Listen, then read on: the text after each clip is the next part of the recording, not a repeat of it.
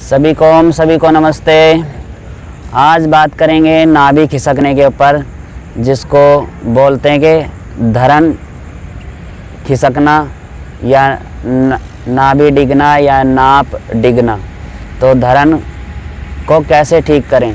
आपकी नाभि जिस सेंटर में थी उस सेंटर से अलग हटने को नाभि खिसकना बोलते हैं। तो ऊपर की तरफ नाभि खिसक जाए तो उसको किस तरह से हम ठीक कर सकते हैं? तो ये 6 आसन हैं। उन 6 आसनों से आप अपनी नाभि को ठीक रख सकते हैं। आपने पेट को मसलवा करके अपने पेट को ज़िंदगी भर के लिए ख़राब नहीं कराना है। आपने अपने पेट पर ज़्यादा दबाव डाल करके भी अपनी आंतड़ियों को, अपने लीवर किडनी को ख़राब नहीं करना है। तो आपका पेट ठीक रहे बिना कुछ करे, आपने बड़े साधारण तरीके से अपने इन कुछ योगासनों से अपनी नाभि को कैसे ठीक कर सकते हैं। तो ये 6 अभ्यास हैं, 6 आसन हैं जो आपको बहुत लाभ देंगे। आपके तनाव को भी ख़त्म करेंगे, आपका पाचन तंत्र भी ठीक रहेगा। जो आपको अपच की समस्या है, खाना नहीं पचता, वो भी खाना ठीक से पचने लगेगा। आपको गैस की समस्या है, गैस में पेट में गैस बन रही है, मरोड़ उठती है, बार बार खाना खाने के बाद दर्द रहता है, तो उन सब समस्याओं से छुटकारा पाया जा सकता है। तो पहले हम थोड़ी मूवमेंट करें, अपनी बॉडी की मूवमेंट करके उसके बाद इन अभ्यासों को करें। तो आपने सीधे ही अभ्यासों को नहीं कर लेना है, आपने पहले अपनी बॉडी को वार्म अप करना है। किसी भी तरह की उछल कूद कर लें, थोड़ा हाथ पैरों को इधर उधर घुमा लें, उसके बाद इन अभ्यासों को करें। तो आप कोशिश करें दोनों पैर सीधे कर लें। इस तरह से हम दोनों पैरों को सीधे करते हुए और लेट जाएं। हमने सबसे पहले अभ्यास करना उत्तान पादासन। तो उत्तान पादासन में हमने पहले दोनों पैरों को 30 डिग्री ऊपर उठाना है। श्वास भरें और श्वास छोड़ें, नीचे की तरफ ले आएँ। फिर दोनों पैरों को श्वास भरें और श्वास छोड़ें, नीचे ले आएँ। अपनी क्षमता अनुसार रोक करके रखना। फिर आपने 60 डिग्री ले करके जाना, थोड़ा सा और ऊपर उठा लेंगे, 60 डिग्री हो जाएगा। दोनों पैरों को श्वास भरें, ऊपर उठा लें और श्वास छोड़ें, नीचे ले आएँ। फिर से श्वास भरें, ऊपर उठा लें और श्वास छोड़ें, नीचे ले आएँ। अपनी क्षमता अनुसार रोक करके रखना है। उसके बाद में आपने करना है अर्ध हलासन। अर्ध हलासन में आप चाहें तो एक एक पैर को ऊपर उठा सकते हैं। श्वास भरें, इस तरह से वापस ले आएँ, श्वास भरें, ऊपर उठा लें, श्वास छोड़ें, नीचे ले आएँ। फिर आपने इसी अभ्यास में दूसरा अभ्यास करना है अर्ध हलासन का। दोनों पैरों को 90 डिग्री तक ऊपर ले करके जाना है। श्वास भरें, ऊपर ले आएँ, श्वास छोड़ें, नीचे ले आएँ। फिर आपने इसी तरह से श्वास भरना है, ऊपर उठाना है। अपनी क्षमता अनुसार अभ्यासों को करना है। इन सब अभ्यासों को अपने कम से कम 5-7 बार तक करना है। श्वास छोड़ें, वापस ले आएँ, इस तरह से। फिर आपने मरकट आसन करना है। मरकट आसन के लिए दोनों घुटनों को मोड़ें, दोनों हाथ कंधों की सीध में रखें।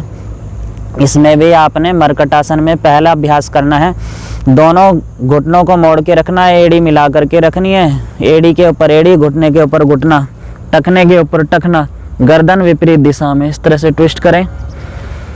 आपका घुटना ज़मीन को छू जाए, आपका कान या गाल ज़मीन से टच हो जाए। इसी तरह से दूसरी साइड से श्वास भरते हुए ट्विस्ट करना है, इस तरीके से। फिर से दूसरी साइड से श्वास भरें, ट्विस्ट करें, गर्दन विपरीत साइड में, इस तरह से। पूरा पेट ट्विस्ट होगा, पेट पर दबाव आएगा, अपने आप खिंचा हुआ आएगा। जो मांसपेशियाँ आपकी बहुत टाइट थी वो लचीली हो जाएंगी। इस तरीके से बार बार अपने इस अभ्यास को भी 5-7 बार तक करना है, इस तरीके से। ये मरकट आसन का पहला अभ्यास हो गया। अब हमने इसको दूसरा भी करना है। हम चाहें तो इसको 3 बार 3 तरीके से कर सकते हैं। तो मरकट आसन एक इस तरह से, दोनों पैरों में अंतर रखें, कम से कम 1-1.5 फीट का। हाथ दोनों कंधों की सीध में ही रहेंगे और फिर से ट्विस्ट करें। घुटने दाएं तरफ, गर्दन बाएं तरफ, विपरीत साइड में आपकी गर्दन जाएगी। इस तरीके से बारी बारी से करना है। ये मैं थोड़े थोड़े आपको करके दिखा रहा हूँ। आपने अपनी क्षमता अनुसार अभ्यासों को करना है। ये इस तरीके से श्वास भरते हुए आपने ट्विस्ट करना है, इस बात का ध्यान रखना है। और श्वास छोड़ते हुए आपने वापस आना है और बहुत धीरे और सहजता के साथ में अभ्यासों को करना है। अपने नाभि पर आपने ध्यान देना है इस तरीके से। आपने फिर तीसरा अभ्यास करना है इसी तरीके से। अपने दाएं पैर को ऊपर उठा करके लाना है और हाथ से पकड़ लें चाहे तो, और इस तरीके से विपरीत साइड में गर्दन, वापस दूसरी साइड से इसी तरीके से अपने बाएं पैर को ऊपर उठा लें इस तरह से, और हाथ से पकड़ के ऊपर ले जाने की कोशिश जितनी ले जा सकते हैं, गर्दन विपरीत साइड में इस तरीके से। इस तरह से अभ्यासों को आपने बारी बारी से करना है। ये हुआ हमारा मरकटासन। अगला अभ्यास करेंगे अर्ध पवन मुक्तासन। तो अर्ध पवन मुक्तासन में भी आपने दाएं घुटने को मोड़ना है, दोनों हाथों से ग्रिप बनाए, श्वास भरें और इस तरह से श्वास छोड़ते हुए छाती तक दबाव देना है। गर्दन को ऊपर उठा करके नहीं लाना। जो हम अभ्यास करते हैं ना, तो उसमें कई बार हमने गर्दन भी उठानी होती है, तो हमने गर्दन नहीं उठानी इसमें। बस हमने अपने पेट की नाभियों को, मांसपेशियों पर इसी तरीके से नेचुरल तरीके से दबाव देना है। श्वास भरें, ऊपर उठें, श्वास छोड़ें, दबाव दें इस तरीके से। दोनों हाथों की ग्रिप दोनों घुटनों पर इस तरीके से दबाव देते हुए इस तरह से श्वास भरें, ऊपर उठें और श्वास छोड़ें, दबाव दें। ऐसे ही हमने फिर दूसरा अभ्यास करना है पवन मुक्तासन का। दूसरा अभ्यास ये अर्ध पवन मुक्तासन। श्वास भरें, ऊपर उठें, श्वास छोड़ें, दबाव दें। वापस एक बार फिर से दोनों घुटनों को मोड़ें, दोनों हाथों से ग्रिप बनाएं, श्वास भरें, ऊपर उठें, श्वास छोड़ें, दबाव दें। गर्दन को ऊपर नहीं उठाना, आपके कंधे ज़मीन पर ही रहेंगे। ये हुआ हमारा अर्ध पवन मुक्तासन। अगला अभ्यास करेंगे हम सेतु बंध आसन। तो सेतु बंध आसन कैसे करें? दोनों घुटनों को यहीं पर मोड़ लें, दोनों हाथों से टखनों को पकड़ लें और श्वास भरें, ऊपर उठा लें। दोनों पैरों में अंतर रहेगा, दोनों घुटनों में भी अंतर रहेगा। आपकी कौनी ज़मीन पर टच रहेंगी और इस तरह से आपने गर्दन को ट्विस्ट करते हुए अपनी ठोड़ी को छाती तक टच कर देना है। अपनी क्षमता अनुसार रुकें, इसमें आपकी नाभि सेट हो जाएगी इससे। तो ये दोनों घुटनों को फिर से मोड़ें, दोनों हाथों से टखनों को पकड़ें, श्वास भरें, धीरे से ऊपर उठा लेंगे, श्वास भरते हुए ऊपर इस तरह से। वापस दोनों पैर सीधे।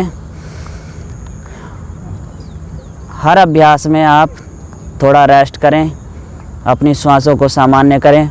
उसके बाद फिर से आपने अभ्यास करना है सुप्त वज्रासन। तो सुप्त वज्रासन कैसे करेंगे? वज्रासन में हमने बैठ जाना है। वज्रासन में हम बैठ जाएंगे, दोनों घुटनों को मोड़ लें,